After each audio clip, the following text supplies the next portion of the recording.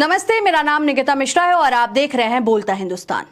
AI summit का वो scene आपको याद होगा जब यूथ कांग्रेस के कार्यकर्ताओं ने पीएम इज कॉम्प्रोमाइज्ड के नारे लगाए और टी शर्ट उतारकर विरोध दर्ज कराया। इसके बाद सियासत ऐसी गर्म हुई कि मुद्दा विरोध का कम और राष्ट्रवाद का ज्यादा हो गया। सत्ता पक्ष की तरफ से लगातार बयान आने लगे कि यह देश को बदनाम करने की साजिश है। प्रधानमंत्री नरेंद्र मोदी ने भी तंज कसते हुए कहा कि कांग्रेस पहले से ही नंगी है, कपड़े उतारने की जरूरत नहीं थी। वहीं भारतीय जनता पार्टी के कई नेताओं ने इसे देश विरोधी करार देना शुरू कर दिया। लेकिन सवाल यह है कि क्या एक टी शर्ट उतारकर किया गया विरोध देशद्रोह हो जाता है या फिर यह लोकतंत्र की उस आजादी का हिस्सा है जिसकी दुहाई हर चुनाव में दी जाती है। याद कीजिए पुलिस की कार्रवाई कितनी तेज थी, कितनी तेज तरीके से पुलिस धरपकड़ कर रहे थे इंडियन यूथ कांग्रेस को।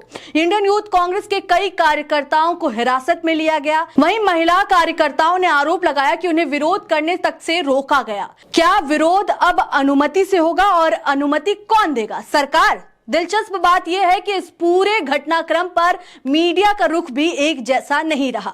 आज तक की रिपोर्टर मौसमी सिंह ने show youth Congress protest anti government और एंटी नेशन में साफ कहा कि टी शर्ट उतारने पर जिस तरह की पुलिस कार्रवाई हुई वह पूरी तरह से बकवास लगती है। उन्होंने सवाल उठाया, क्या एक विरोध के लिए पूरी पुलिस फोर्स की जरूरत थी?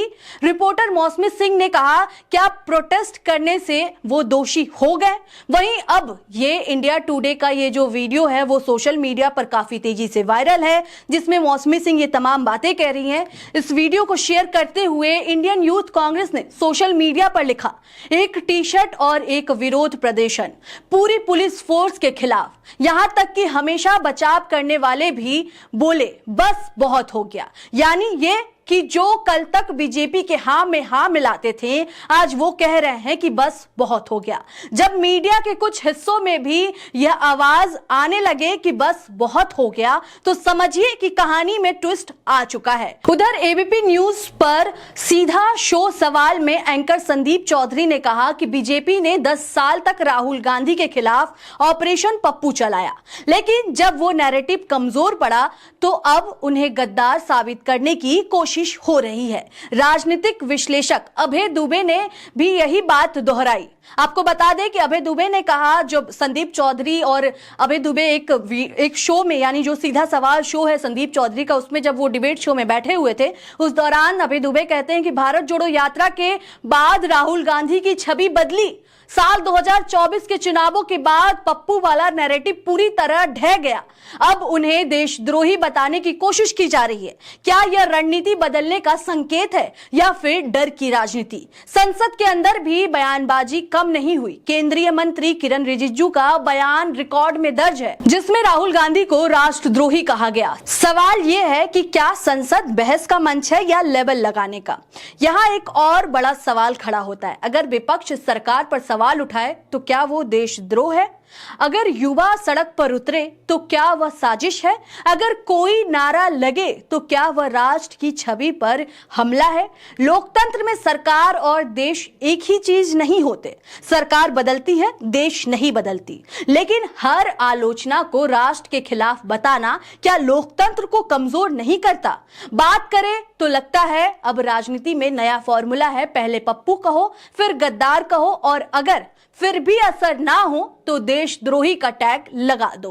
लेकिन जनता अब सवाल पूछ रही है। सोशल मीडिया पर खुद बीजेपी के कुछ कोर वोटर भी कह रहे हैं कि क्या हर बार विक्टिम कार्ड खेलना जरूरी है? सबसे अहम बात, क्या विरोध की परिभाषा बदल दी गई है? क्या अब असहमति दिखाने से पहले देशभक्ति का सर्टिफिकेट लेना होगा? आज मुद्दा यूथ कांग्रेस का है, कल किसी और संगठन का हो सकता है।